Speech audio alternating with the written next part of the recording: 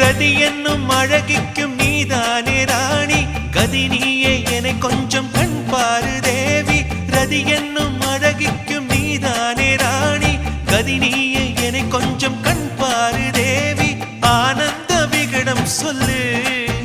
என்னை பேரின்ப நதியில் தள்ளு ஆனந்த விகடம் சொல்லு என்னை பேரின்ப நதியில் தள்ளு